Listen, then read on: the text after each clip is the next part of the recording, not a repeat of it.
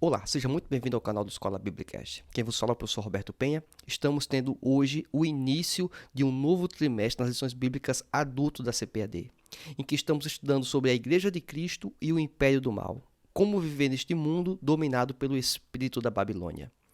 Hoje vamos estudar a lição número 1, a Igreja diante do espírito da Babilônia.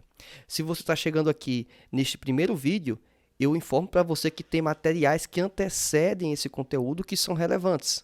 Temos uma aula de introdução a essas 13 lições bíblicas, uma visão geral, e julgo ela muito importante para que você possa ter uma dimensão do que você vai estudar a respeito desse trimestre. Após assistir essa aula, recomendo fortemente que você assista a esta outra aula. Vou deixar um card ao lado aqui do vídeo, como também vou deixar o link na descrição.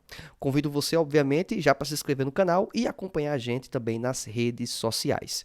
Lembrando que os slides que eu vou utilizar aqui estão disponíveis no formato de PDF e também PowerPoint para que você possa utilizar da forma que você bem quiser em sua igreja local. Vamos aqui dando início, lógico, à nossa lição bíblica de hoje. Bem, a temática, ela julgo eu imprescindível para esse trimestre. Essa lição bíblica número 1, ela de alguma forma é uma espécie de apresentação geral de alguns subtópicos que vamos estudar ao longo desse trimestre. O texto áudio diz em Apocalipse capítulo 17, versículo 5, o seguinte: E na sua testa estava escrito o nome, mistério, a grande Babilônia, a mãe das prostituições e abominações da terra. A verdade prática diz assim: a igreja deve resistir ao espírito da Babilônia, presente no cenário atual.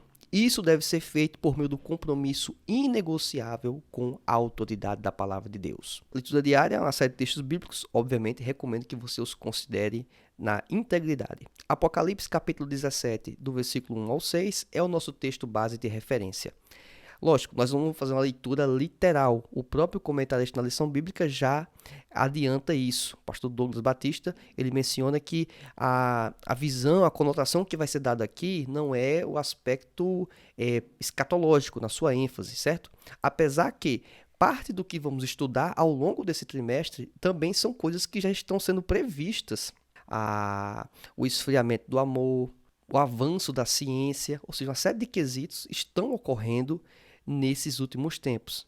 Alguns elementos que vou apresentar aqui, eles são certamente aproveitados e tocados os assuntos na aula de introdução às 13 lições. Portanto, eu não vou ficar repetindo, já que boa parte do pessoal que me acompanha aqui no canal assiste também os demais vídeos já publicados.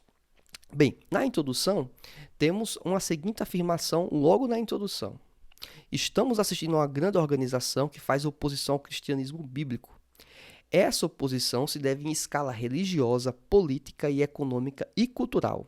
Diante desse quadro, cabe à igreja usar de quais armas para continuar sua marcha no mundo até a volta de Jesus. E aqui já tocamos um assunto que vai permear todo o trimestre. Nós não vamos ficar apegados e restritos ao elemento religioso puramente. A gente vai tocar nas demais áreas, política, econômica e principalmente cultural. Talvez você possa perguntar, mas o que é que isso tem a ver com a religião? De forma direta, talvez pareça não ter, mas o que está tendo de reflexo no elemento político, cultural e econômico é influência, em alguns momentos, espiritual também. Ou seja, então tem a ver com o elemento religioso. Perceba então que, na verdade, não são elementos tão distantes assim. Se você for fazer uma visão do pouco mais distante, você vai perceber que sim, temos certas influências nesses ambientes. O livro de Apocalipse, como você já deve imaginar, deve ter algum conhecimento bíblico, principalmente professor de escola bíblica dominical, ele é um livro que não é de tão fácil entendimento, a grosso modo. Por quê? Porque tem literatura que é um pouco distante do que nós estamos acostumados a ler em língua portuguesa, por exemplo, né? E essas linguagens alegóricas, em alguns momentos, representações, figuras de linguagem, elas não podem ser interpretadas ao pé da letra. Algumas sim, e aí também entra outro fator que complica ainda mais. Nós não vamos entrar nessa esfera. Contudo, o que podemos já afirmar é que o objetivo é alertar a igreja acerca dos elementos, aspectos gerais do espírito da Babilônia, presentes no cenário global em que vivemos. Que é um outro fator também curioso. A gente não pode pensar que estamos isolados no mundo, seja na sua cidade, no seu estado, no seu país. E as coisas estão grandemente integradas, e isso, obviamente, pode trazer alguns prejuízos. Tópico 1. Babilônia e seus significados. Subitem 1, a grande prostituta. Lógico que esse termo, empregado, tem uma série de questões que podem ser levadas para um aspecto mais alegórico, que inclusive é feito nessa lição. Basicamente, se repercute quanto à questão da prostituição espiritual, a idolatria. Esse é um grande problema. E, lógico, uma das facetas, como a lição bem apresenta, é a imoralidade e o falso sistema religioso que é apresentado. Então, como assim falso sistema religioso? Basta não ser o sistema religioso bíblico, cristão, ortodoxo, né?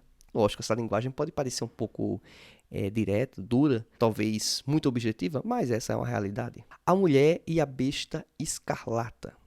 Bem, a união entre o cavaleiro e a mulher, né? A montaria, né, a besta, simboliza a nefasta força dos sistemas religiosos, econômicos e políticos do espírito da Babilônia. E isso é bem interessante, porque a questão de interferência nesse ambiente, ela não é apenas isolada, é estrutural, como o comentarista bem coloca, é de forma organizada. E temos que ter um cuidado quanto a esse quesito também, porque a batalha ela é travada em várias frentes simultaneamente. Não é apenas um fronte de batalha, não é apenas uma luta individual e isolada. É uma luta que tem que ser travada em vários ambientes de forma sistêmica e ao mesmo tempo. No item 3, fala sobre a grande Babilônia e o mistério, né, em volta dela. Não se trata apenas de uma cultura sem Deus, esse é um ponto muito importante, mas de uma cultura contra Deus. Na lição bíblica, o comentarista faz algo bem interessante ao apontar que, na verdade, a ideia do pecado não é apenas fazer a pessoa errar o alvo, mas é, em alguns momentos e em grande parte das vezes, fazer exatamente a contraposição, exatamente procurar fazer a coisa errada. E a grande Babilônia representa tudo isso. É uma cultura contra Deus. Não é apenas uma cultura sem Deus, é uma cultura contra o Senhor. E isso é um sistema, obviamente, global e deliberadamente anticristão. E se formos observar, até observando ao longo de outras óticas religiosas, a gente percebe que em outras óticas religiosas o sistema também é antirreligioso para outras religiões, tá bom? Por exemplo, como o judaísmo. Então, só para dar uma referência bem direta e clara. No subitem 1 do tópico 2, onde falamos sobre o espírito da Babilônia, é mencionada a ideia sobre o sistema religioso. Bem, temos um argumento que a liberdade ela deve ser exercida, ou pode ser exercida. Isso faz diferença muito grande. Porque a opção de você ter a liberdade não quer dizer que você vai fazer o que você bem entende. Porque as nossas escolhas vamos ter consequências, as nossas escolhas vão implicar em problemas, eventualmente. Então, alguns absorvem e querem a liberdade de forma irrestrita e entendem isso como uma brecha para que você possa fazer o quê? Qualquer coisa perversa, qualquer coisa que desagrada a Deus, dá acesso a todos os tipos de prazeres carnais que a pessoa pode eventualmente ter. E lógico, isso é um caminho. Um outro problema também de sistema religioso, e esse é muito forte ultimamente, é a ideia do ecumenismo. O ecumenismo não de uma certa interação em algum momento de um praticante de uma religião com outra. Não é bem esse o caminho, mas é quando existe inclusive um encaminhamento de buscar convergir as doutrinas para algo comum. Ou seja, um ecumenismo doutrinário. E aí, lógico, flexibilizando aquilo que é inflexível, vamos ter problemas.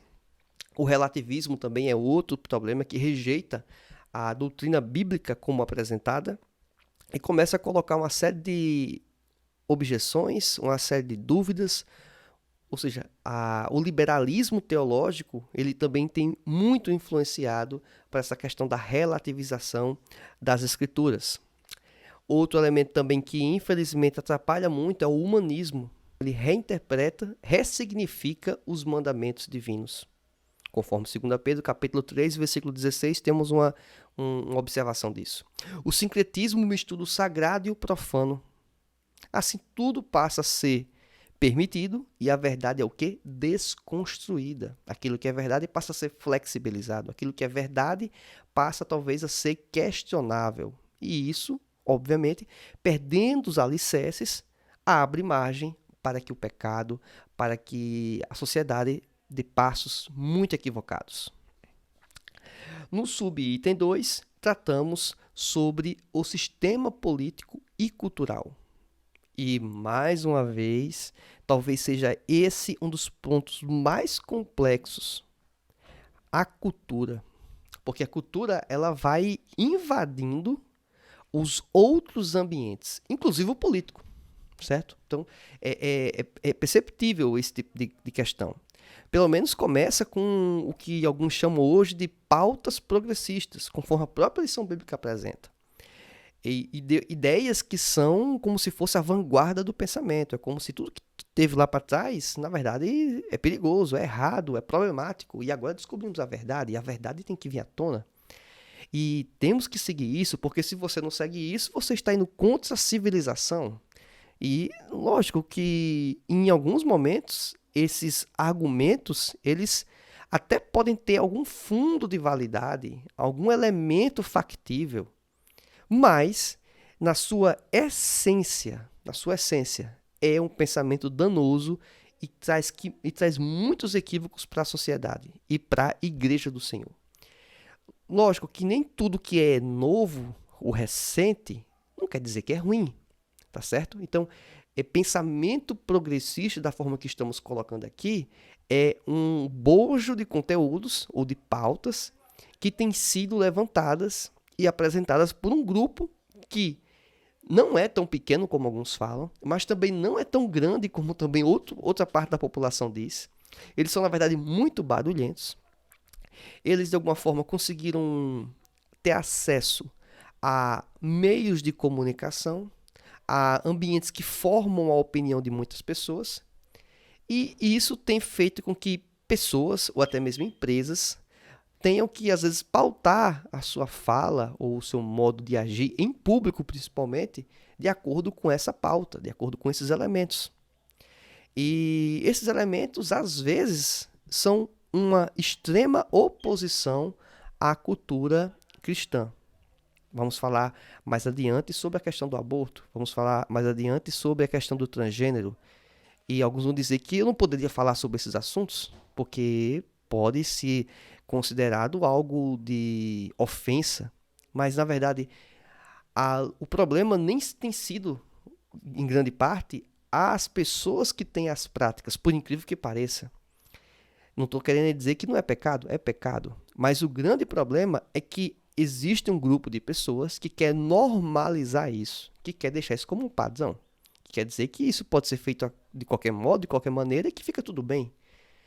Então, inclusive, mexendo com questão de transgênero com crianças. Como assim? A criança. Mas aí a criança não pode responder civilmente, penalmente, né?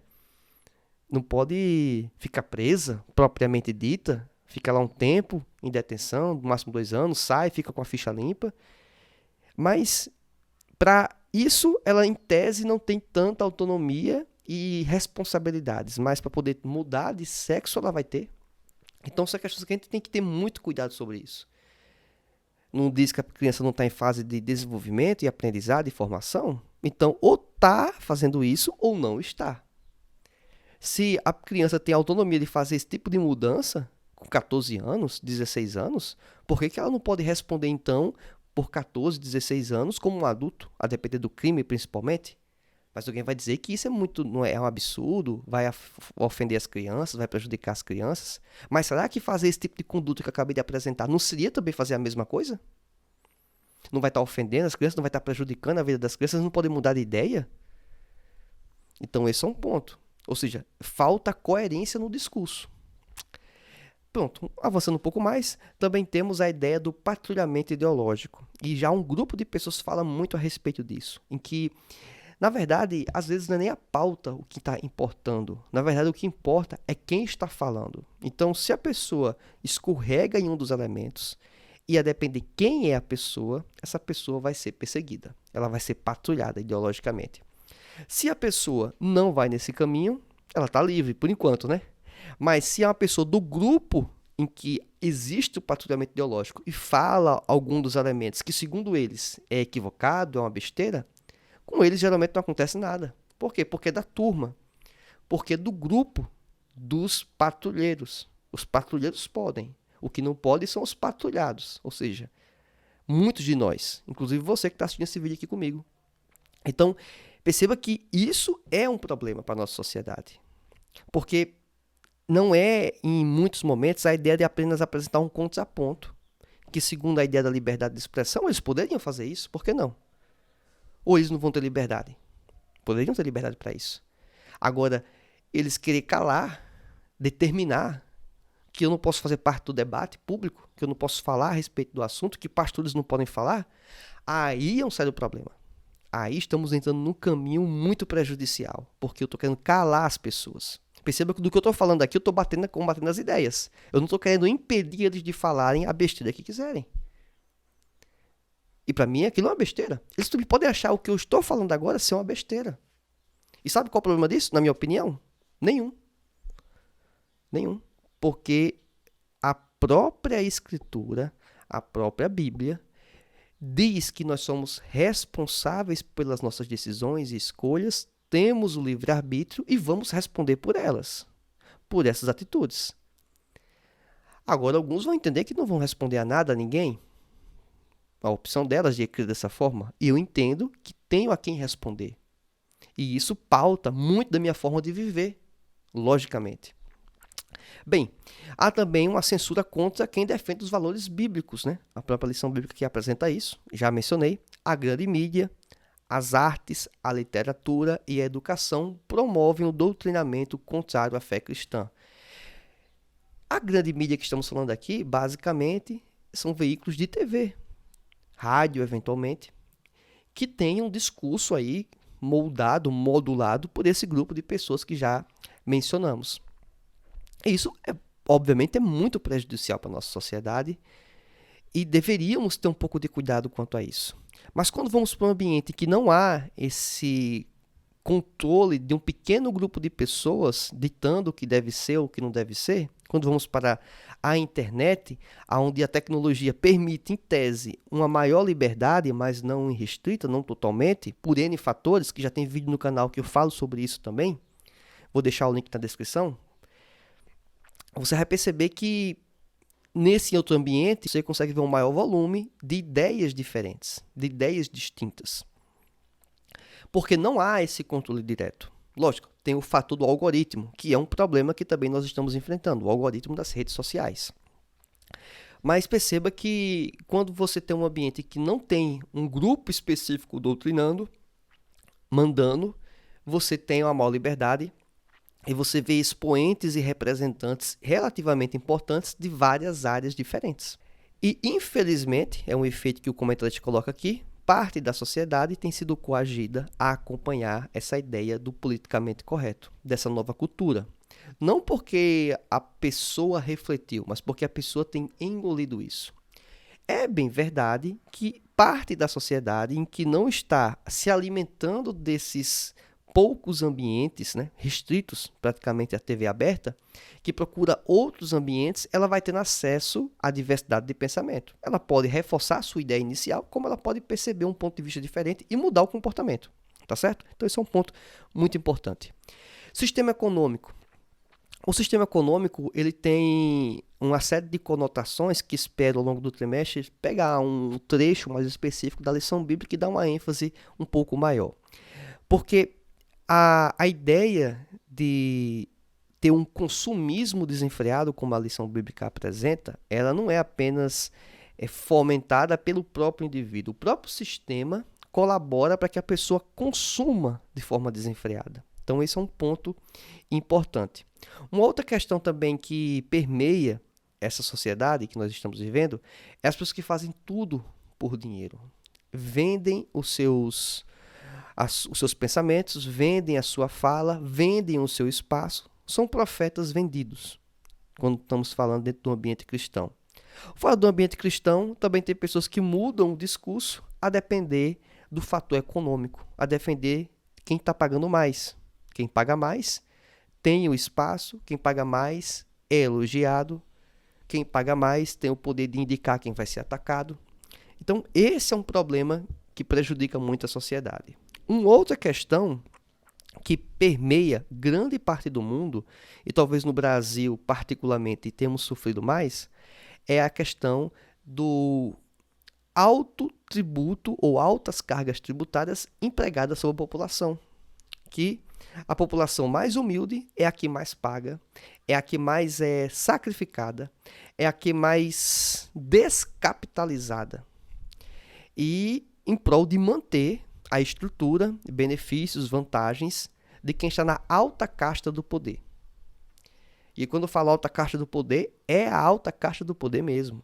Em que esses, em algum momento depois, pegam recursos que foram retirados dessas pessoas via tributo e incentiva o próprio consumo dessas pessoas por meio de mecanismos que artificialmente criam uma demanda, como a concessão de crédito. Uma concessão de crédito mais fácil, não quer dizer mais barata, só quer dizer mais fácil. Bem como também pega esse recurso que foi descapitalizado das pessoas e que empresta juros subsidiados, ou juros quase zero, a mega empresas, corporações, que vão pegar esse recurso, vão investir, a depender da situação, outra parte distribui dividendos, que eu não vou nem entrar nessa questão agora, para que essas empresas possam vender um produto para a gente com juros de mercado. Pega juros com taxa zero, ou muito próximo disso, os juros subsidiados pelo governo, e vende um produto com juros elevadíssimos para a gente, em 10, 15, 20 vezes com juros. Se esse vídeo tem sido relevante para você, seja no YouTube ou nas plataformas de podcast, convido você a acompanhar o nosso canal, se inscrever no YouTube, seguir no Spotify, nas demais plataformas de podcast, e que você também possa compartilhar esse conteúdo com mais pessoas para que possam ter acesso a um conteúdo bíblico, ortodoxo, cristão e de qualidade. Tópico 3, a posição da igreja diante do espírito da Babilônia. Primeiro elemento, não negociar a ortodoxia bíblica. E o que é ortodoxia? Ortodoxia basicamente é a crença correta. É você saber o que é o correto a ser seguido. E qual o parâmetro para isso? A Bíblia Sagrada. A Bíblia é o nosso parâmetro de fé e prática. Possível sim responder essas demandas que nós temos ao observar a Escritura. Só que ao observar, que estou mencionando aqui, não é apenas ler, é ler e estudar. Ler e compreender, ler e aplicar, ler e também orar. Porque, como já falamos, essa batalha que estamos enfrentando não é visível apenas, ela é espiritual. Ela é muito mais profunda do que talvez imaginamos. Só que o reflexo dela é visível. Você sente, você vê as afirmações, você vê as acusações, você vê o patrulhamento. Você está observando isso. Então, não podemos negociar a ortodoxia bíblica. Alguns vão negociando e vão criando problemas para suas comunidades, para suas igrejas, inclusive para aqueles que nem sequer cederam, mas são taxados como se fizesse parte do grupo daqueles que têm cedido a estes pontos. Subitem 2, formar o caráter de Cristo.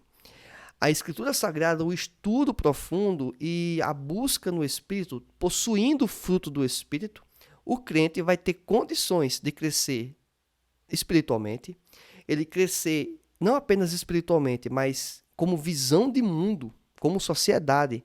E assim ele vai ter capacidade de resistir à grande Babilônia, a esse ambiente que tem se levantado contra nós. Isso é muito importante. Subitem 3, aguardar a volta de Cristo. Depois de tudo isso que falamos, talvez possa parecer que temos um cenário desolante, um cenário que não temos mais para onde ir, que não resta esperança. Só que existe sim esperança. A esperança é a volta de Cristo. Contudo, não é porque estamos à espera da volta de Cristo, que pode acontecer em pouco tempo, como pode acontecer daqui a um pouco mais de tempo, e a gente vai deixar o mundo como está, de lado. Não, isso aqui não mexe comigo, isso aqui não me interfere, isso aqui não afetou a minha vida, isso aqui foi a vida do outro, isso aqui foi a vida do outro pastor, não foi da minha igreja. Esse tipo de pensamento é muito fraco. Como assim muito fraco?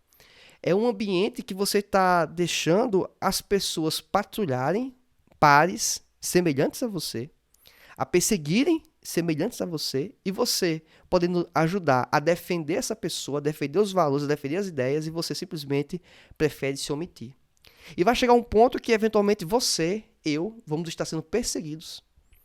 E talvez você vai dizer, mas não tem ninguém para me ajudar. Lógico, quando estavam perseguindo os outros grupos, você não tentou permitir que eles continuassem vivos na batalha. Você deixou eles serem abatidos. Aí agora você quer que algum outro grupo, que talvez tenha restado, venha lhe ajudar. Fica difícil, né? Então, temos que ter muito cuidado com o cenário de patrulhamento ideológico que estamos enfrentando. Vamos, ao longo do trimestre, falar mais um pouco sobre essas questões. Patrulhamento em relação ao humorista, patrulhamento em relação a pastores. Alguém vai dizer, não, mas é com um humorista, não é comigo. É com um pastor, também não é comigo. Não, é com um jornalista específico, não é comigo. É uma rede de TV ou rádio específica, também não é comigo. É uma igreja específica, não é a minha. Mas espera aí. Um dia vai ser você. Então temos que ter muito cuidado sobre essas questões. E sim, sabendo que a nossa maior esperança é em Cristo. Como conclusão, vivemos um período em que o espírito da Babilônia exerce uma forte influência na sociedade global. Suas ações buscam completo domínio político, econômico, cultural e religioso, em oposição aos valores da fé cristã. O avanço dessas ideologias aponta para a iminente volta de Cristo. Lucas capítulo 21, versículo 28. Nesse interlúdio, é dever da igreja oferecer resistência ao mal. 2 Tessalonicenses capítulo 2, versículos 6 e 7. Ensinar a doutrina bíblica, conforme Mateus 28, 20. Formar o caráter dos discípulos, conforme Gálatas 4, 19. E santificar-se para a vinda do Senhor. Hebreus capítulo 12, versículo 14. Espero que esse conteúdo tenha sido útil para você e recomendo fortemente que você nos siga ao longo desse trimestre, acompanhando os materiais que estão aqui na descrição, lembrando que os slides também constam na descrição, formato PDF e PowerPoint. Aguardo você na nossa próxima aula, que Deus te abençoe, fique na paz do Senhor, tchau, tchau e até mais.